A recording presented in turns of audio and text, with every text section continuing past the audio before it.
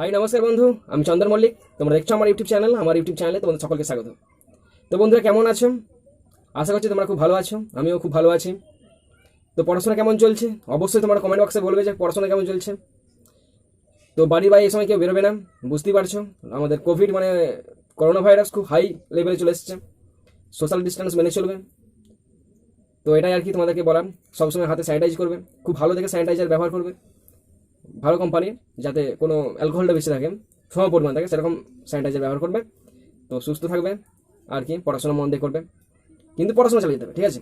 তো আসি মূল টপিকে। বন্ধুরা, আজকে আমি সন্ধি বিচ্ছেদ সম্পর্কে আলোচনা করব। তো সন্ধি বিচ্ছেদ সন্ধিটা বাংলা ব্যাকরণের এমন একটা জিনিস, এমন একটা বাংলা ব্যাকরণের অংশ যেটা প্রত্যেকটা শ্রেণীতে খুব প্রয়োজন হয়। একদম সে ছোট থেকে একদম বড়বেলা পর্যন্ত সন্ধিটা আমাদের খুব কাজে লাগে, বুঝতে পেরেছো? ওই সন্ধি বিচ্ছেদ সম্পর্কে আজকে আমরা আলোচনা করব।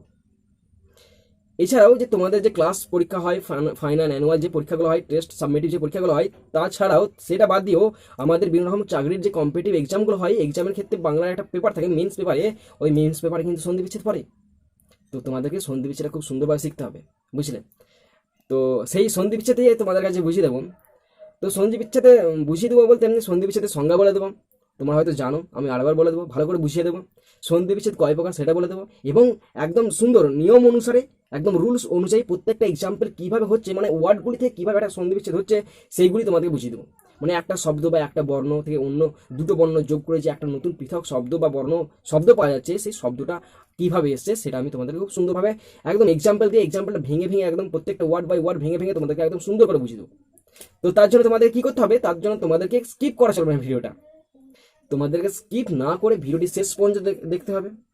একদম মোটে স্কিপ করবে না, তাহলে কিন্তু বুঝতে পারবে না। তারপরেও যদি তুমি বুঝতে না পারো, তো আমার তো কন্ট্যাক্ট নাম্বার আছে, কমেন্ট বক্স আছে, হোয়াটসঅ্যাপ নাম্বার দিয়ে আছে, সেখানে তোমরা কন্ট্যাক্ট করবে, আমি হাজারবারও তোমাদেরকে বুঝিয়ে দেবো। তো মোটে কিন্তু স্কিপ করবে না। তো আরও একটা কথা বলে রাখি, তো তোমরা জানো আমি ভিডিও দিচ্ছি, তোমরা কি দেবে, একটা লাইক অবশ্যই করবে, সাবস্ক্রাইব করবে, আর তোমার নিজের বন্ধুদের সঙ্গে শেয়ার করে দেবে, ঠিক আছে? শেয়ার করবে, শেয়ার করার পরে একটা বেল বাটন আসছে, ওই বেল বাটনটাতে ক্লিক করে দেবে, যাতে আমি পরের ভিডিওগুলো যখন আপলোড করছি তা তোমাদের কাছে সহজে নোটিফিকেশন পৌঁছতে পারে এবং তোমরা সহজে আমার সাথে কন্ট্যাক্ট করতে পারো। তার জন্য বেল বাটনটা প্রেস করবে, আর মনে করে অবশ্যই শেয়ার করবে, সাবস্ক্রাইব করবে। তো আর কি, এবার চলো মূল টপিকে আসা যায়। তো বন্ধুরা, এবার আসছি আমি সন্ধির সংজ্ঞাতে আসছি। সন্ধির সংজ্ঞা খুব সোজা, একদম ভীষণ সোজা, তোমরা প্রত্যেকেই জানো, আমি তবুও তোমাদেরকে বুঝিয়ে দিচ্ছি। তো সংজ্ঞায় বলছি, দেখো, পাশাপাশি অবস্থিত বা থাকা দুটি ধ্বনি বা বর্ণের মিলনকে সন্ধি বলা হয়। কিছুই নাই দেখতে পেলে, কি বললাম? পাশাপাশি অবস্থিত বা থাকা বা পাশাপাশি অবস্থিত দুটি শব্দ, ফার্স্ট ভালো করে শুনে, শব্দ বলছি, তারপর বলছি ধ্বনি, তারপর বলছি বর্ণ, মিলনকে বলা হয় সন্ধি। ধ্বনি কখন হয়?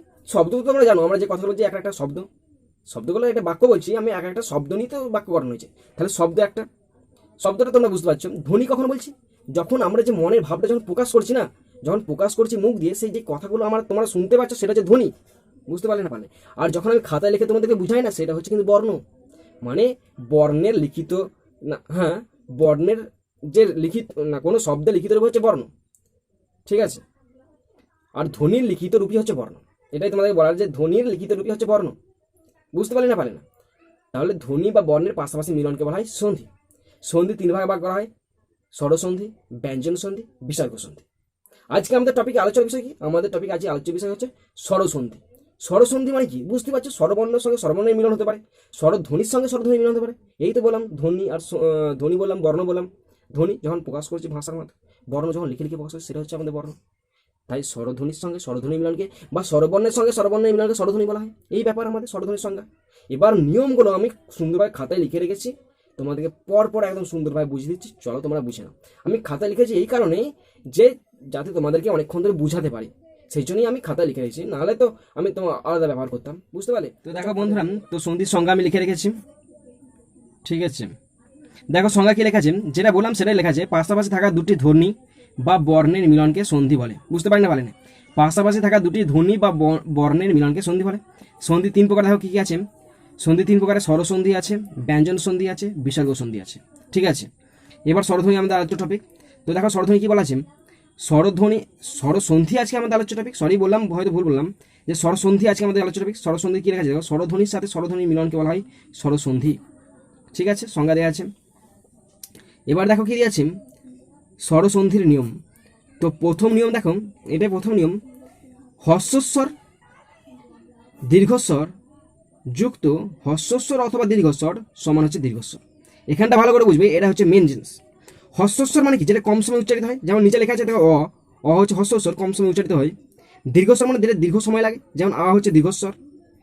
তার সঙ্গে যুক্ত যদি আবার হস্যস্বর দীর্ঘস্বর মানে হস্যস্বর অ অথবা যদি দীর্ঘস্বর আ যুক্ত করা হয়, তাহলে আমাদের কোনটা প্রমিনেন্ট হয়, আমাদের দীর্ঘস্বরটা প্রমিনেন্ট হবে, যেহেতু এখানে লিখে দিয়েছি দীর্ঘস্বর, তাই আমাদের দীর্ঘস্বরটা প্রমিনেন্ট হচ্ছে। মানে অ হচ্ছে হস্যস্বর, আ হচ্ছে দীর্ঘস্বর, এদের যে কোনো একটার সঙ্গে হস্যস্বর বা দীর্ঘস্বর মানে অ অথবা আ যদি আমাদের যোগ করা হয়, তবে আমাদের প্রমিনেন্টের বিষয় হচ্ছে আ। বুঝতে পারি না পারলে না, এটা ব্যাকেটে আমি আঁকাটা দিয়ে দেখিয়ে দিয়েছি। ওকে, তারপরে দেখো ফার্স্ট আছে এই সন্ধির অন্তর্গত ফার্স্ট এক্সাম্পলের নিয়ম। প্রথম আছে অ, সরি এটা নড়ে যাচ্ছে একটুখানি, অযুক্ত অ। দেখো এখানে হস্যস্বর এখানে বলেছিলাম না, এই যে হস্যস্বর অ, আবার বলেছিলাম হয়তো হস্যস্বর সঙ্গে দীর্ঘস্বর হতে পারে, বা হস্যস্বর সঙ্গে দীর্ঘস্বর যেটা বলেছিলাম। তো দেখেন অ হচ্ছে হস্যস্বর, আবার দেখো অ আছে হস্যস্বর। তাহলে অহস্যস্বরের সঙ্গে অহস্যস্বর যদি যুক্ত করা হয়, তবে আমাদের কোনটা প্রমিনেন্ট হবে, আমাদের দীর্ঘস্বর হয়ে যাবে, আটা প্রমিনেন্ট হবে। বুঝতে পারি না পারলে না, হস্যস্বরের সঙ্গে হস্যস্বর যদি যোগ করা হয় আমাদের দীর্ঘস্বর হবে। তো এক্সাম্পল দেখো, রাম যুক্ত অয়ন সমান হয়েছে রামায়ণ। বুঝলেন? তো কেমন করে হয়েছে দেখুন, রামটাকে যদি ভাঙা হয় তবে এমন হবে, র যুক্ত আকা দিয়ে আছে, তাহলে আ যুক্ত ম আছে, ম উচ্চারণ করলে হয় অ, তাই অটা ব্যাকেটের মধ্যে লিখে দিয়েছি, ময়ের সঙ্গে যুক্ত অক্ষরে আছে, তাই ম অ, অটা ব্যাকেটে লিখেছি। অয়নটাকে ভাঙলে হয় অযুক্ত অন্তঃস্থযুক্ত দন্তে ন, তাহলে দেখো রামের ময়ের অ এই অটাকে দেখবে, আর অয়নের অটাকে দেখবে, এই অ আর অ যোগ করলে কি হয়, আ হয়ে যায়। তাই হয়েছে রামায়ণ, মানে রামের সঙ্গে এখানে শেষে আঁকা দিয়ে দিচ্ছে, ময়ে আঁকা দিয়ে দিচ্ছে, তাই রামায়ণ হয়েছে। মানে এই অ আর এই অ মিলে হয়ে গেছে আঁকা, তাই রামায়ণ। বুঝলেন? তারপরের এক্সাম্পল দেখো, এই নিয়মের পরের এক্সাম্পল, সর্বযুক্ত অঙ্গ সমান সর্বাঙ্গ দিয়ে আছে।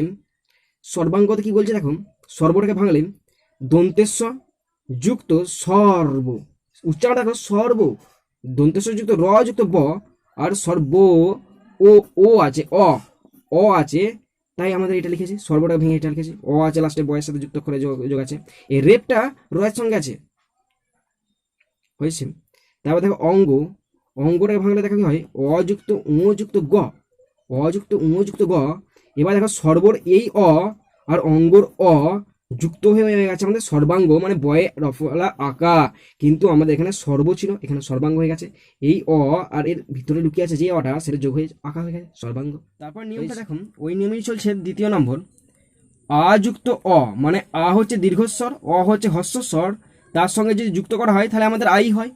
যেমন দেখো কথাযুক্ত অমৃত সমান হচ্ছে কথামৃত, কথাযুক্ত অমৃত সমান কথামৃত। ভালো করে দেবে, কথাটা ভাঙলে কি হয়, ক অ আসছে তাই অ এসছে, থা থ যুক্ত আ, যে থা আঁকা দিয়ে আছে না, তাই আঁকা আ বসেছে।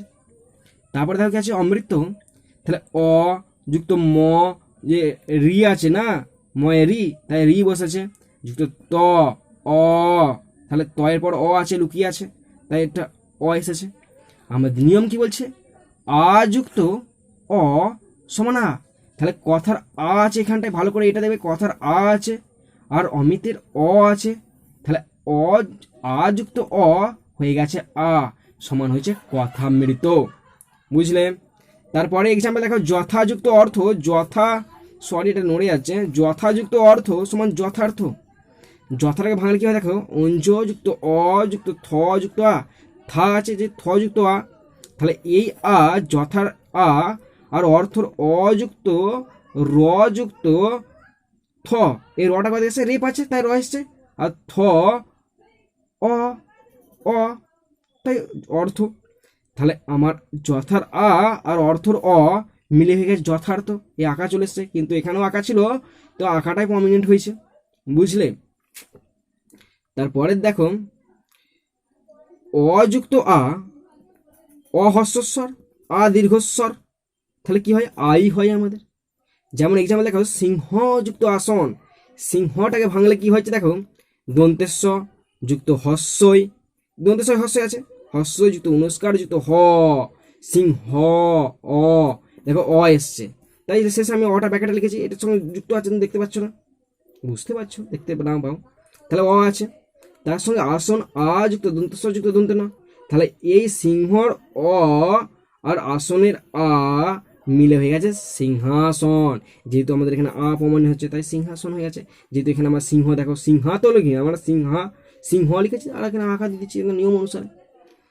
তারপরটা দেখো কি আছে, বিবেক যুক্ত আনন্দ। কি আছে, বিবেক যুক্ত আনন্দ সমান হচ্ছে বিবেকানন্দ। কি বললাম ভালো করে দেবে, বিবেক, বিবেকটা ভাঙলে কি হয় দেখো, ব যুক্ত বয় হস্যই আছে, এখানটা বুঝবে ভালো করে, ব আছে হস্যই আছে যুক্ত ব আছে যুক্ত এ আছে যুক্ত ক আছে যুক্ত অ আছে, হয়েছে যে ক বিবেক অ, এখানে এই অ আছে, তাহলে বিবেক যুক্ত আনন্দ, আ যুক্ত দন্ত ন যুক্ত দন্তের ন, ভালো করে দেখবে এটা নিজেরা ভাঙতে পারবে, দন্তের ন যুক্ত দন্তের ন যুক্ত দ অ, বিবেকানন্দ। তাহলে এখানে দেখো বিবেকের অ আর এই আ মিলে হয়ে গেছে আ, সমান হয়ে গেছে বিবেকানন্দ, হয়েছে। তারপরের শেষ আজকের দেখো কি নিয়ম আছে, আ যুক্ত আ মানে দীর্ঘস্বর প্লাস দীর্ঘস্বর সমান হয়ে গেছে আমাদের দীর্ঘস্বর, দীর্ঘস্বর দীর্ঘস্বর দীর্ঘস্বর। যেমন এক্সাম্পল বিদ্যাযুক্ত আলয় সমান বিদ্যালয়, ভালো করে বুঝবে এটা।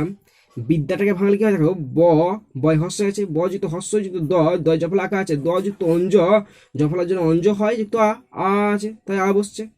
আর আলয়টা ভাঙলে হয় আ যুক্ত ল যুক্ত অন্ত্যস্ত আ, তাহলে এখানে দেবে বিদ্যার আ আর আলয়ের আ মিশে হয়ে গেছে আকা, মানে বিদ্যালয়। মানে বুঝতে পারছেন, আ আছে মানে হচ্ছে আই হবে, বিদ্যালয় তো লিয়াই আছে, এটা বোঝার কি আছে, অসুবিধা তো কিছু নেই।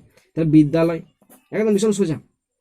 তারপরটা দেখো পরীক্ষাযুক্ত আগার, পরীক্ষাটাকে ভাঙলে কি হয় ভালো করে দেখবেন, প প পরীক্ষা পরীক্ষা, প যুক্ত অ যুক্ত র, এখানে দীর্ঘ আছে তাই দীর্ঘ দিয়ে আছে, ক যুক্ত এর কয় মধ্যে ক যুক্ত ভেঙে দিচ্ছি, ক যুক্ত মূর্ধন্য ষ যুক্ত আ, আঁকা আছে যেহেতু আ বসছে।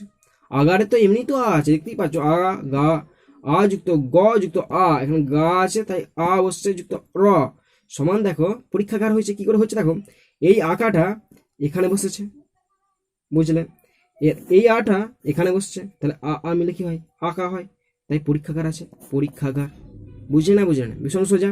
বুঝতে না পারলে আবার বলবে, আমি আবার বুঝিয়ে দেবো, কন্ট্যাক্ট করবে তোমরা বুঝিয়ে দেবো। এবার পরের পার্টে পরের ভিডিওগুলি হবে, বুঝতে পারলে? তো চলো এখানে শেষ করছি।